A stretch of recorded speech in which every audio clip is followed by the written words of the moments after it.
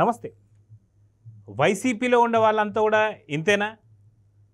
మగవాళ్ళేమో ఏదో ఇప్పుతానంటారు, ఆడవాళ్ళేమో నన్ను రేప్ చేయరా అని చెప్పి అడుగుతుంటారు, ఇంకొకళ్ళేమో నాకు ముద్దు పెట్టరా అంటారు. అసలుకి ఇది ఎవరు అనుకుంటున్నారా?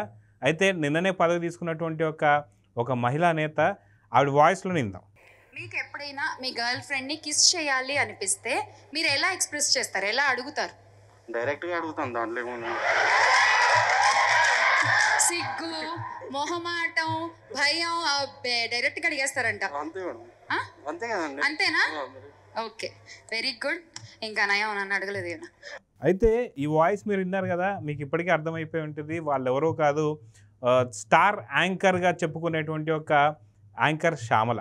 అయితే స్టార్ యాంకర్ అయితే కాదు. అయితే గతంలో మనం చూసుకుంటే రోజా, మీకు ఎవరికైనా సరే నన్ను రేప్ చేసే ధైర్యం ఉందా అని చెప్పేసి అంటూ రిపోర్టర్స్ని అడగడం కావచ్చు, ఈవిడొచ్చేసి నన్ను కిస్ అడగలేదు అని చెప్పేసి అనడం కావచ్చు. ఎలా చూడాలి వీళ్ళని? మొత్తానికి సినీ రంగం నుంచి వస్తున్నటువంటి వాళ్ళు వైసీపీలోకి చేరే వాళ్ళంతా కూడా ఇలానే ఉంటారా? అది మనతో పాటు సీనియర్ జర్నలిస్ట్ హేమసుందర్ గారు ఉన్నారు. వారి విశ్లేషణ ఏంటో చూద్దాం. సార్ నమస్తే. నమస్తే అండి. సార్, వైసీపీకి సంబంధించి చూస్తే ఎందుకు ఇలాంటి వాళ్ళే తయారవుతున్నారు అనేది అర్థం కావట్లేదు. ఎందుకంటే ఒక పక్కన ఎవరైతే మెయిల్స్ ఉన్నారో, ఎవరైతే పురుషులు ఉన్నారో వాళ్ళేమో ఒకళ్ళేమో జిప్పిపుతానని చాలా ఘోరాతి ఘోరంగా మనం చూస్తూ వస్తున్నాం.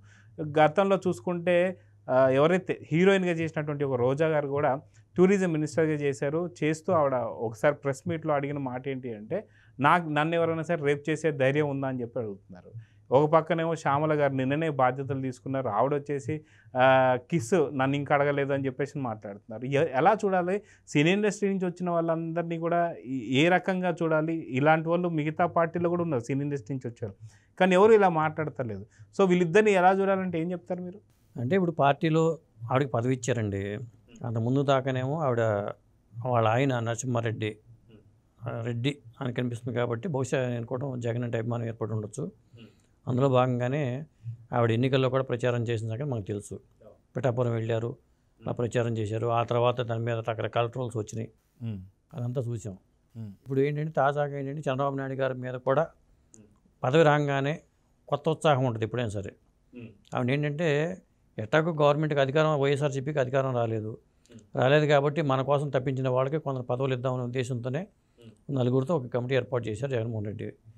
ఏర్పాటు చేసిన వాళ్ళలో కరుణాకర్ రెడ్డి గారు, భూమన కరుణాకర్ రెడ్డి, జూపూడి ప్రభాకర్ రావు, ఆర్కే రోజా, యాంకర్ శ్యామల గారు పాపం ఎన్నికల్లో కష్టపడ్డారని చెప్పేసి ఆవిడకి ఇచ్చినట్టున్నారు. ఇక రావటమే, మిగతా ముగ్గురు కామ్గా ఉన్నారు కదా, రావటమే ఈవిడ 2 ఎకరాల నుంచి 2 లక్షల కోట్లకి ఎలా ఎదిగారు చంద్రబాబు నాయుడు అంటూ విమర్శలు మొదలు పెట్టేసింది. అసలు యాంకర్ అనేది ఇప్పుడు హీరో కృష్ణ అంటాం, కృష్ణ గారిని అంటే హీరోకి ఉన్న స్థాయి వేరు, యాంకర్కి ఉన్న స్థాయి వేరు. యాంకర్లు వచ్చిన మంది అయిపోయారు, వాళ్ళు యూట్యూబ్ వచ్చిన 3 మంది యాంకర్లు, అందరూ యాంకర్లే. ఇప్పుడు మీరు యాంకరే, మరి యాంకర్ పెట్టుకోవట్లేదు కదా, స్టార్ యాంకర్ అట. స్టార్ యాంకర్ ఎవరున్నారు? ఒక సుమగారు మాత్రమే స్టార్ యాంకర్ అనే అర్హత మనకు సంపాదించుకున్నాం. సూపర్ స్టార్ యాంకర్ అనుకోవచ్చు మనం. అంతేగాని స్టార్ యాంకర్ అనే పదం అనేది అసలు యాంకర్లలో లేదు. యాంకర్లు వచ్చిన మంది ఉన్నారు ఇవాళ. అత్యుత్సాహం అని చెప్పాలి దీన్ని. అయితే సాధారణంగా మనం చూసుకుంటే వీరిద్దరు క్యారెక్టర్లు, ఎందుకంటే మీరు సినీ జర్నలిజంలో ఉన్నారు, అదే క్రిటిక్స్ అసోసియేషన్కి ట్రెజరర్గా కూడా ఉన్నారు. సో వీళ్ళిద్దరికి అంటే ఇప్పుడు రోజా గారికి ఒక గుర్తింపు అంటూ ఉందా హీరోయిన్గా కానీ, లేదంటే ఒక సినీ ఇండస్ట్రీలో గుర్తింపు ఉందా? అదేవిధంగా స్టార్ యాంకర్గా చెప్పుకుంటున్నటువంటి ఒక శ్యామలాకి కానీ ఏదైనా గుర్తింపు ఉందా? ఎందుకంటే గతంలో కావచ్చు, ఇప్పుడు కావచ్చు, పెద్దగా చూస్తున్నటువంటి షోలు లేవు, లేదంటే ఎటువంటి టీవీలో కూడా పెద్దగా ప్రత్యేకమైనటువంటి ఒక ఎపిసోడ్స్ కూడా ఏవీ లేవు. సో ఒక హీరోయిన్గా రోజా గారిని చూసే అవకాశం ఉందా సినీ ఇండస్ట్రీ తరఫున? లేదా ఒక స్టార్ యాంకర్గా అని చెప్పుకుంటున్నటువంటి ఒక శ్యామలాని యాంకర్గా చూసే అవకాశం ఉందా అంటే ఏం చెప్తారు? అంటే రోజా గారి చాప్టర్ సినిమా ఇండస్ట్రీలో క్లోజ్ అయిపోయిందండి. ఆవిడ సినిమాలోకి వచ్చేది లేదు, చేసేది లేదు. జబర్దస్త్ రోజా అయిపోయింది ఆవిడ. జబర్దస్త్ ఒకటి లేదు కాబట్టి సినిమాల పరంగా ఆవిడ సినిమా కెరీర్ పరంగా ఆ చామంతి కెరీర్ స్టార్టింగ్లో ఆ చామంతి సినిమా దగ్గర నుంచి మొదలుపెట్టి ప్రేమ తపస్సు ఏదో సినిమా ఉందండి, పోకూరి బాబురావు గారు విలన్గా చేశారు దాంట్లో. ఎందుకంటే నాకు తెలిసినంతవరకు ఆవిడ సినిమా ఫీల్డ్లో రావడానికి తెలుగుదేశం పార్టీ నాయకుడు శివప్రసాద్ గారు తిరుపతి, ఆయన వీళ్ళ నాన్నగారు ఫ్రెండ్స్ కావటం, అలాగే రాజశేఖర రెడ్డి అని ఒక డబ్బింగ్ సినిమాలకి ఆయన ఇన్ఛార్జిగా చేస్తుంటారు, డైరెక్టర్ కూడా. కంచుకాగడ లాంటి సినిమా చేశారు. ఆ రాజశేఖర రెడ్డి గారి ప్రోత్సాహం, ఆ సినిమా ఫీల్డ్ రోజా రావడం, రోజా సినిమా కెరీర్లో హీరోయిన్కి ఎదగడం అంతవరకు తెలిసిందే. ఆ తర్వాత ఏంటంటే సినిమా రంగంలో ఉన్న వాళ్ళకి మజిలీగా రాజకీయాలకు వెళ్తున్నారు. అందులో భాగంగానే ఆవిడ రాజకీయాలకు వచ్చింది. ఫస్ట్లో ఐరన్ లెగ్ అనే పేరు వచ్చింది. అది ఎక్కడికి వెళ్తే అక్కడ పార్టీ పడిపోతుంది, ఐరన్ లెగ్ అని రోజా అన్నారు కొంతకాలం. ఇక ఆవిడ చాప్టర్ పరంగా చూసుకున్న తర్వాత జబర్దస్త్, ఇక ఒక స్థాయి సినిమాలో కొంతమంది ఇంద్రయ్య గారు ఒకప్పుడు సినిమా రంగంలో వెళ్ళారు, ఆ తర్వాత బుల్లితెరకి వెలుగుతున్నారు. ఇట్లా ఒక్కొక్కరు ఒక్కొక్క రంగం వెళ్తూ ఉంటారు. కాకపోతే ఏమవుతుందంటే వినోదాత్మకంగా మార్చారు రాజకీయాలు కూడా. వీళ్ళు వినోద రంగంగా మార్చేశారు. అటు రోజా కానీ ఇప్పుడు కొత్తగా యాంకర్ శ్యామల గారు తోడయ్యారు. మరి ఇక రావటమే ఈవిడ శ్యామల గారు తన మరి సత్తా ఏంటనేది మీరు వినిపించారు. మరి ముద్దు విషయంలో ఎలా అడుగుతారంటాం, ఆ డైలాగులతోనే అంటే స్టార్ యాంకర్గా తెచ్చుకోవాలంటే బహుశా ఇలాంటి ప్రశ్నలు వేయలేము. మరి అక్కడ మొదలైంది. అక్కడి నుంచి విమర్శల పార్టీ టీడీపీ అధినాయకుడు బాబు గారి మీద విమర్శలతోనే ఆవిడ కొత్త బాధ్యతలతో మొదలుపెట్టారు. అయితే గతంలో ఒక రిపోర్టర్స్ ఇష్యూలో వస్తూ నన్ను రేప్ చేసే ధైర్యం మీకుందా అంటున్న రోజా వ్యాఖ్యలు కావచ్చు, ఇప్పుడు నన్ను ముద్దడగలేదు అంటున్నటువంటి ఒక శ్యామల కానీ, సో వీళ్ళిద్దరు మాటల్ని ఎలా చూడాలంటారు? అంటే ఇక్కడ వీళ్ళిద్దరే కాకుండా ఇంకా ఉన్నారండి, లేడీస్ కొంతమంది ఉన్నారు. ఇంకా వాళ్ళ పేర్లు కూడా ప్రస్తుతం మనం కొన్ని పేర్లు మనం పలకలేము కూడా. వాళ్ళందరూ మరి అంటే ఒకళ్ళు తప్పుకుని వాళ్ళకి న్యాయం చేయాలి కాబట్టి, పార్టీ మనకి ఇది చేసింది కాబట్టి పార్టీకి మనం ఏం చేద్దాం అనేది వాళ్ళ ఎజెండా. అంతే. పార్టీ నాకు పదవి ఇచ్చింది, పార్టీ నాకు ఇన్నాళ్ళు మంత్రి పదవి ఇచ్చింది, లేదా పార్టీ నన్ను గుర్తించింది, నాకు ఈ పదవి ఇచ్చింది కాబట్టి నేను పార్టీ కోసం ఏదైనా చేయాలి కాబట్టి ఏదైనా చేయాలంటే వాళ్ళు ఎదురు వాళ్ళ మీద బురద చల్లటం, ఇట్లాగే వెళ్తున్నారండి. దానివల్ల వీళ్ళు అనవసరంగా ఇప్పుడు అడుసు తొక్కనేలా కాలు కడగనేలా అంటారు. ఒకసారి ఇక్కడ సోషల్ మీడియాలో నోరు మనకు జారామంటే మళ్ళీ మన మీద పడిపోతుంది ఆటోమేటిక్. ఇది ఇవాళ ఉన్న టెక్నాలజీలో సోషల్ మీడియాలో. కాబట్టి మనం ఏం మాట్లాడినా ఏం చేసినా ఆచితూచి అడుగు వేయాలి, అది నేర్చుకోవాలి.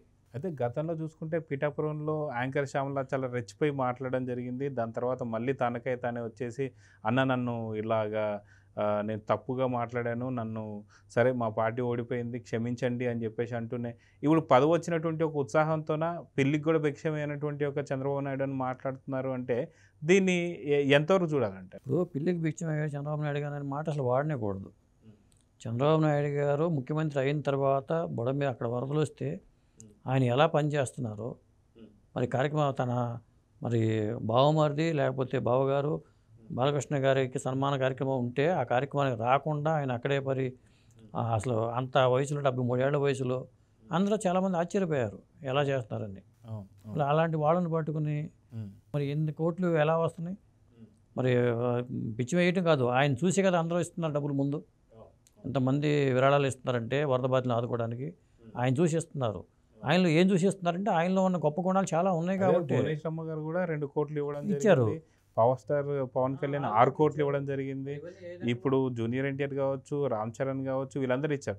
కానీ సినీ ఇండస్ట్రీకి సంబంధించిన వీళ్ళిద్దరూ కూడా కనీసం ₹1 భిక్షం వేశారంటే ఏం చెప్పారు? అందుకని యాంకర్ శ్యామల గారు కూడా ఒక 6 కోట్ల రూపాయలు వరద బాధితుల కోసం విరాళంగా ప్రకటించినప్పుడు ప్రకటిస్తే ఇలాంటి మాటలు మాట్లాడచ్చు.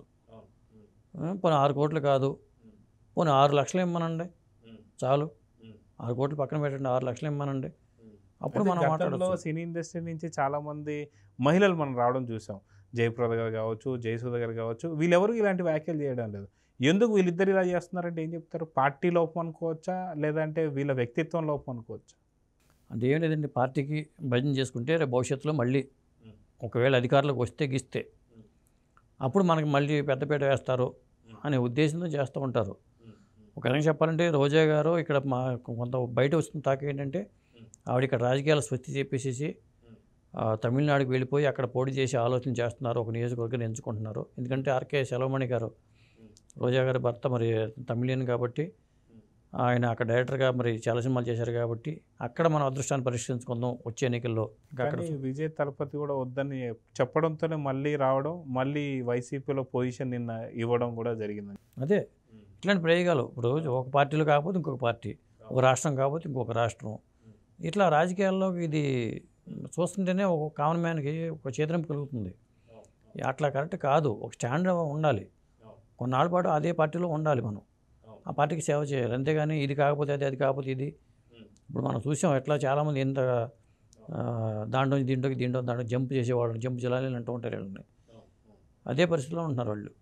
సో చూద్దాం సార్, మొత్తానికి యాంకర్ శ్యామల ఇలాంటి వ్యాఖ్యలు చేయడం కావచ్చు, లేదా గతంలో రోజా చేసిన వ్యాఖ్యలు కావచ్చు, ఇది పొలిటికల్ పార్టీస్ సరైన కాదు. వాళ్ళ నుంచి ఏదైనా ఒక మెసేజ్ అయితే రావాలి, బట్ ఇలాంటి మెసేజ్లు మాత్రం జనాలకి అక్కర్లేదు. సో చూద్దాం ఏం జరుగుతుందో. నమస్తే. నమస్తే.